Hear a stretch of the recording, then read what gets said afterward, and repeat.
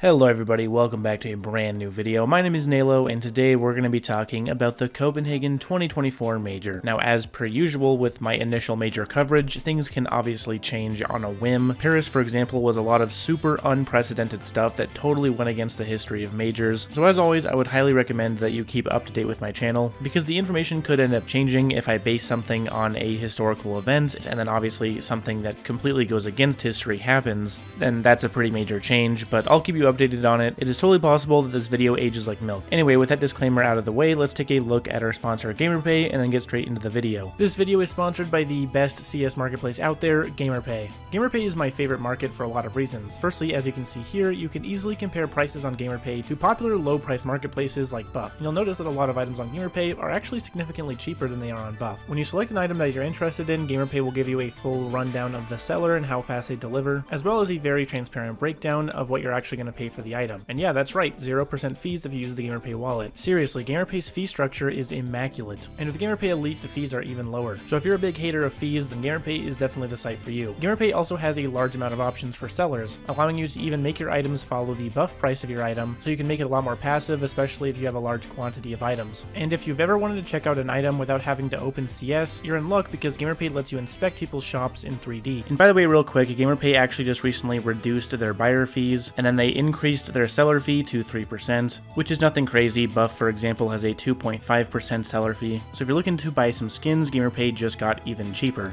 Anyway, let's talk Copenhagen. So first and foremost, just to get this out of the way, I'm still not really a fan of most of the stickers. It's important to note that Valve did in fact make some minor changes when they actually released these stickers versus the leaked ones that we had. But like I said, these changes were relatively minor. Eternal Fire just got more yellow dominant, for example, which honestly, in my opinion, made the sticker even worse. The PGL tournament sticker got a little bit of a different color spectrum on it. The only real big change was that the leaked Gamer Legion sticker was actually really good looking, and then the final version ended up being a lot more bad looking, changing the sort of Miami blue type holo over to yet another white holo. Which, by the way, let me just say, why are there so many white stickers in Copenhagen? I mean, seriously, this is crazy. Even Virtus Pro's paper autograph. Speaking of autographs, one weird thing is that while the team golds are actually like a gold color, the autographs are actually a silver color now, which is really weird, and honestly, I have no idea why they made that change. It just kind of looks like a huge downgrade for the most part. But anyway, let's get into the meat of the investing side of things. So generally speaking, in terms of investing, I would call Copenhagen a skip. Trust me, I really want the stickers to be good, and I'm usually pretty positive when it comes to major sticker releases, but this is unfortunately a major where I just don't really see the stickers having a ton of intrinsic value. For starters, one of the major issues is that the stickers are not really innovating on anything. They're kind of just reinventing the wheel, but making the wheel more imperfect. We already have plenty of recent borderless sticker releases that were pretty widely well accepted by the community, and a lot of those stickers are some of the best we've ever had. Copenhagen falls a little bit closer to the way that Antwerp worked, where there was sort of a handful of really good stickers, and then there were most of the stickers being not as great. The problem though with Copenhagen is that the rest of the stickers in Copenhagen